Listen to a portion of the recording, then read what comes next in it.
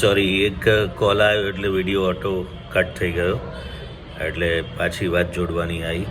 તો વાત એવી છે કે કેટલા વર્ષ તમારો સંઘર્ષ રહે, તમારો દેશ હોય કે બીજો દેશ હોય, તમે શરૂ કર્યું યંગ એજમાં, ગ્રેજ્યુએશન થયા પછી શરૂ કર્યું તો 4 વર્ષ, 5 વર્ષ, 7 વર્ષ, 8 વર્ષ, એટલે કે તમારી ઉંમર માની લો ને કે 20 હોય ત્યાંથી શરૂ કરીએ તો 20 થી 10 30 વર્ષ, તો 35 વર્ષ, 40 વર્ષ, 40 વર્ષ એટલે તમે ગણો તો એપ્રોક્સિમેટલી 20 વર્ષનો સંઘર્ષ થયો. જો તમારી ઉંમર 40 આજુબાજુ હોય તો પછી હવે તમારે મેચ્યોર્ડ થવાનું શરૂ કરવું પડે. અને મેચ્યોર્ડ થવું એટલે શું? તો એક અર્થમાં હું એવું કહેવા માગું છું કે બેલેન્સ કરો લાઈફને. પેલા આંધળા અથવા અભણ માણસની જેમ દોડ ન કરો કમાવા માટે. જો તમે 12 કલાક કમાવા માટે દોડો છો, 14 કલાક દોડો છો, 16 કલાક દોડો છો, થાકીને હારીને સૂઈ જાઓ છો, તમારી ફેમિલી લાઈફ ક્યાં? તમારી વાઈફ સાથેની કે બાળકો સાથેની લાઈફ ક્યાં? આ સુફિયાણી વાતો કરવાની, ખાલી પંચાત કે હું ઇન્ટેલેક્ચ્યુઅલ છું એવું સાબિત કરવાની વાત નથી. આ જરા વિચારવાની વાત છે. ઓકે, ફેમિલીવાળા પત્ની થોડું ચલાવી લે, ઓછું વધારે પડતું, પણ કેટલા વર્ષો ચલાવી લે? બાળકો પણ તમારી ગેરહાજરીમાં જીવતા શીખી જાય, પણ કેટલા વર્ષો શીખી જાય? પછી તમારી જાતનો વિચાર કર્યો છે? તમારી જાત એટલે કે તમારું મિત્ર વર્તુળ કેટલું છે? તમારા મિત્રો કેવા છે? જૂના કેવા છે? નવા કેવા છે? સતત નવા, જે તમને કંઈક શીખવી શકે, જે તમારાથી બહુ આગળ હોય, જે જુદા જુદા ફિલ્ડમાં કામ કરતા હોય, જે જબરજસ્ત હોય, એવા મિત્રોની શોધ ચાલુ છે કે બંધ થઈ ગઈ? ચાલુ રહેવી જોઈએ. જેમ જૂનો મિત્ર 4થા 5માં ભણતો કે 6ઠ્ઠાવાળાને આપણે છોડતા નથી. શક્ય હોય તો એના સંપર્કમાં રહેવાનું, વાત કરવાનું, ભલે 1 વર્ષે, 2 વર્ષે, 5 વર્ષે, આપણી તાકાત પ્રમાણેની નાની મોટી ગિફ્ટ આપતા આવીએ, મળીએ, એના તરફ પોતાનો ભાવ જગાવીએ. ભલે કોઈ લેવા દેવા નથી, ભલે વ્યવસાય મળતા નથી, ભલે જ્ઞાતિ મળતી નથી, ભલે આવક નથી મળતી, ક્યારેક જમીન આસમાનનો ફેર છે, પણ ના યાર, અમે બચપનમાં જોડે ભણતા હતા એટલે દોસ્તી સાચવી છે. એમ એટ ધ એજ ઓફ 70 પણ નવા મિત્રોની શોધ ચાલુ રહેવી જોઈએ, જે તમને 2 નવા વિચાર આપી શકે, અથવા એની સફળતાથી તમને આનંદ થાય કે ક્યાં વાત છે યાર, તમે જબરજસ્ત જીવનમાં કર્યું છે. તો તમારી વ્યસ્તતામાં આ તમારી શોધ પૂરી થઈ ગઈ છે તો તમે જાનવર જેવું જીવો છો. સોરી, થોડુંક ગંદુ લાગશે, પણ વિચારો, કેમ કે અભણ જેવું જીવો છો ને સાહેબ. તમારી વ્યસ્તતા એટલી બધી કેટલી કે તમને કુટુંબ માટે સમય નથી, પત્ની માટે, બાળકો માટે સમય નથી, સગા માટે સમય નથી. સગાને તો તમે ખાલી પ્રસંગ પૂરતા, એટલા બધા લોકોને જાણું છું ને પ્રસંગમાં હાજરી આપીને દૂર થઈ જવાનું. તમે એકબીજાના સારા ખરાબ સમયમાં ટેકો નથી આપતા. અમુક કોમમાં એવું હોય છે કે લગ્ન હોય ને તો 15 દિવસ હાજરી આપે, એ પણ એક ફોર્માલિટી થઈ જાય છે. મૃત્યુ હોય તો 7 દિવસ હાજરી આપે, એ પણ પછી ફોર્માલિટી થઈ જાય છે. એમાં લાગણી તત્વ કેટલું? આઉટ ઓફ ધ વે જઈને કોઈને મદદ કરવાની તમારી તૈયારી કેટલી, તત્પરતા કેટલી? કે ભાઈ ચલો, મને બી અનુકૂળ નહોતું, પણ મેં ક્યાંકથી આગા પાછા કરીને તમારા માટે આટલા પૈસાની વ્યવસ્થા કરી છે. તમારો ખરાબ સમય છે, 3ના 6 મહિના, 6ના 2 વર્ષ, 6 મહિનાના 2 વર્ષ, પણ મારી આટલી લાગણી છે. અથવા તો પૈસા નથી, ચલો મારી પાસે સમય છે, પુષ્કળ સમય છે, આપણે જોડે રહીએ. તમે સારા છો, તમે સાચા છો, તમારો સમય ખરાબ છે, થોડીક ધીરજ રાખો. એમ હંમેશા આર્થિક રીતે મદદ કરવી એ પણ જરૂરી નથી. તો અગેઇન રિપીટ કરું છું કે પત્નીને સમય ના આપ્યો, બાળકોને સમય ના આપ્યો, મિત્રો છે જ નહીં. કેમ કે ઊંધું ગાલીને બળદની જેમ જીવવાની ટેવ, સોરી ખરાબ લાગે એવો શબ્દ છે, પણ મજૂરી કરવાની ટેવ પડી ગઈ. આ ટેવ છે, હેબિટ છે, અને તમે જાતે પાડેલી છે. તમે આ ટેવ પાડી છે કે હું તો 12 કલાક કામ કરીને થાકીને છું એટલે દુનિયા જાય ભાડમાં. એમ તમે કેર નથી કરી. જેમ છોડને ઉછારવામાં એક નજાકત જોઈએ, એના પાંદડા કે એની ડાળીઓને જોવાની ને એને પાણી પીવડાવવાની, સમયે સમયે ખાતર નાખવાની કે બીજું ત્રીજું પોષક દ્રવ્યો નાખવાની જરૂર પડે, એમ તમારા મગજને પણ પડે છે, તમારા હૃદયને પણ પડે છે. અને એક જ શૈલીમાં જીવવાની હૃદયને ટેવ પડે તો હૃદય એ રીતે વર્તે, ને મગજને ટેવ પડે તો મગજ એ રીતે વર્તે. કહેવા એ માગું છું કે જો 20 વર્ષથી મોનોટોનસ જીવન જીવતા હોય તો તમે અટકી ગયા છો. તમારું જીવન તળાવ જેવું થઈ ગયું છે. તળાવમાં વાસ મારે ને મારે જ. હરવા ફરવાનું તમે બંધ કરી દીધું છે. નવું શીખવાનું બંધ આવી જ નહીં, આવતું જ નથી જીવનમાં. કેમ કે તમે એના માટે જગ્યા નથી રાખી ને સાહેબ. તમે મહાન માનો છો. તમારું બેંક બેલેન્સ 10, 20, 30 લાખ, 1 કરોડ, 2 કરોડ, 3 કરોડ થઈ ગયું. શું કરવાનું યાર? ગો ટુ હેલ.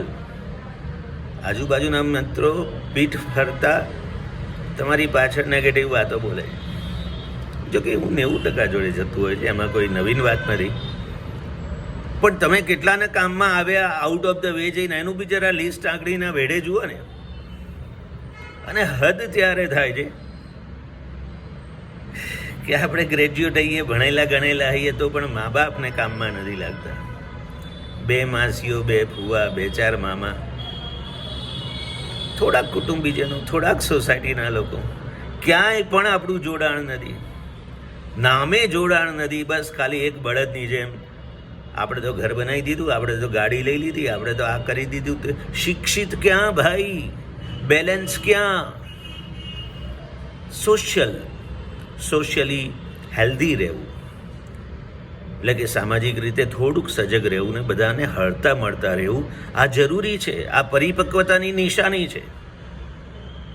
જો તમે બધાને હળતા મળતા નથી રહેતા તો તમે કાં તો ડિપ્રેશનમાં છો, કાં તો તમારી જાતને સુપિરિયર માનો છો, કાં તો તમારી પાસે બહુ એક્સક્યુઝીસ છે દરેકમાંથી વાંક શોધી કાઢવાના. અને આમાં આ વાંક છે, અને આમાં આ તકલીફ છે, અને આ કરેલું, અને આ કરેલું. 100માંથી તમે 98 જણને રિજેક્ટ કરીને બેઠા છો. 2-4 જણ જોડે રિલેક્શન છે તો એ આકસ્મિક છે, સમય સંજોગો વસાત છે, અથવા ચાલે છે. સુખ દુઃખમાં ભાગ પડાવવાની, એટલે કે કોઈને ખભો હાલવાની, કોઈને ખભો લેવાની ટેવ ક્યાં આવી? ફરી પાછો આવું છું. વાત થોડી ગોળ થઈ રહી છે, એટલે કે 24 કલાકના સમયને 7 દિવસના સમયને બેલેન્સ કરતાં શીખવાનું છે. 6-7 કલાક તમે સૂઈ જાઓ એમાં સહેજ પણ ના નથી, એટલો આરામ જોઈએ. અડધો પોણો કલાક, હું એમ નથી કહેતો 24 કલાક સોશિયલ મીડિયામાં મચેલા રહો, વોટ્સઅપ ફેસબુક જોજો કરો, એ બી મૂઢતા છે. દિવસે વોટ્સઅપ ફેસબુકનો હું વધારે પડતો વિરોધી થઈ રહ્યો છું. ગુસ્સો આવે છે, કારણ કે એ પણ પેલા ફોર્માલિટી જેવા મિત્રો જેવું છે. મારા 10થી 20 વર્ષ જૂના મિત્રો ઘણા છે કે જેણે જીવનમાં મને રૂપિયો આપ્યો નથી, મારા દુઃખ કે મારી તકલીફો વિશે કશું જ જાણતા નથી. તો મારી સોસાયટીનો વોચમેન ને એ 20 વર્ષ જૂના મિત્રોને શું કરવાનું? જો કે સામે મારો બી વાંક હશે કે એમાંથી કેટલાને હું કામમાં લાગ્યો, કેટલાના ખરાબ સમયમાં હું જઈને જોડે ઊભો રહ્યો. તો પ્રશ્ન વિચારવાનો ફરી એ જ આવે છે. 7 દિવસના અઠવાડિયાને બેલેન્સ કરો. કૌટુંબિક હેલ્ધી રિલેશનશિપ, પત્ની ને બાળકો એ તો તમારી મજબૂરી છે યાર. કમોન, એક જ પત્ની હોય તો એને સાચવવાના જ છો ને, એક જ પતિ છે તો સાચવો છો. એમાં શું વાઘ મારી દીધો, શું ફિશિયારીઓ મારો છો યાર?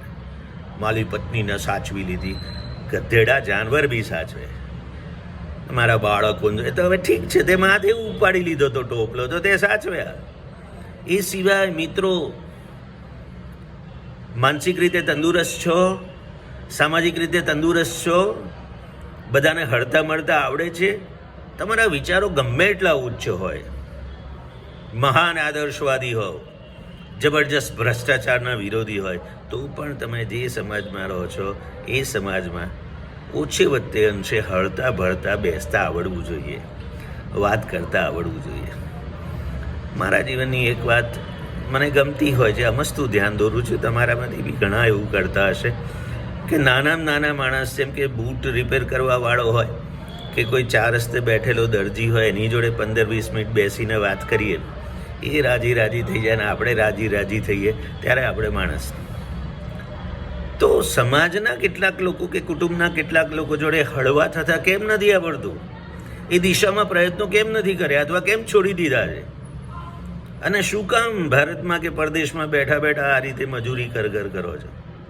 પ્રયત્ન કરો, ભૂલી ના જાઓ. અવારનવાર પ્રયત્ન કરો. કેમ કે તમારી 15 વર્ષથી જો આ ટેવ છૂટી ગઈ હોય બધાના સંપર્કમાં રહેવાની, વાતચીત કરવાની, તો હવે આસાનીથી એ ટેવ પડવાની નથી. એના માટે મહેનત કરવી પડશે, રિપીટેડલી મહેનત કરવી પડશે. 1-2 નહીં, 12 મહિનામાં 5-7 વખત મહેનત કરવી પડશે. આઉટ ઓફ ધ વે જવું સહેલું નથી. કોઈ દિવસ ફોન જ ન કર્યો ને પછી કેમ છો, બસ તમારી યાદ આવી. પ્રામાણિક થાઓ, પહેલી શરત પ્રામાણિકતા છે.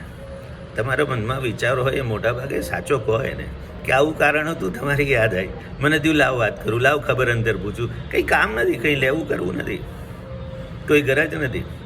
ઘણા પરદેશીઓના ફોન આવે ને એટલે સમજી લેવાનું કે આ મહિનામાં પાર્ટી આવવાની છે, નહીં તો આ 1 મહિનામાં 6 ફોન ના આવે. એવું બનતું હોય. ક્યારેક બહુ મેસેજ આવે તો વહેલા મોડા 2, 3, 5 વર્ષે તો આપણને ખબર પડે કે આ બહુ મેસેજ આવેલા, પછી પાર્ટી આવી અને પછી પાર્ટી પાછી ગઈ, પછી સાવ બંધ થઈ ગઈ, દેખાતી નથી, મેસેજ નથી, યાદ નથી કરતી.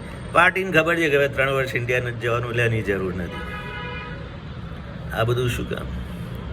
આ બધું તમને જાનવર બનાવે છે.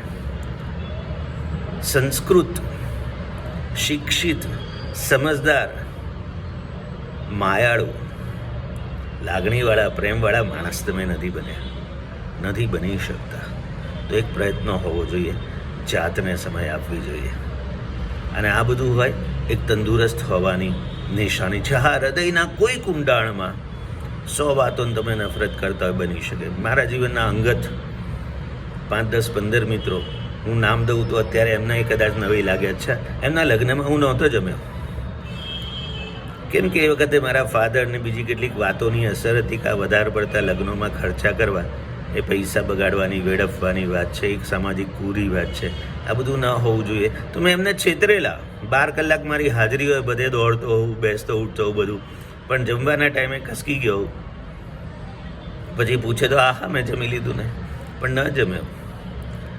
હૃદયના કોઈ ઊંડાણમાં, કોઈ ખૂણે તમારા અમુક વિચારો ભલે થોડાક ફિક્સ હોય, કેમ કે તમે મહાન છો, તમે અતિશય બુદ્ધિશાળી છો કે આદર્શવાદી છો, એ ત્યારે વધે જો. એ છતાં તંદુરસ્ત જીવન જીવવું હોય તો થોડાક મળતાવળા થવું, 2-4 લોકો વચ્ચે બેસવું, ઉઠવું, હસવું, વાત કરવું, આ તમારા માનસિક સ્વાસ્થ્ય માટે અને શારીરિક સ્વાસ્થ્ય માટે જરૂરી છે. ગેરસમજ નહીં કરતા. મળ્યા પાછા બહુ જલ્દી. Have a nice day.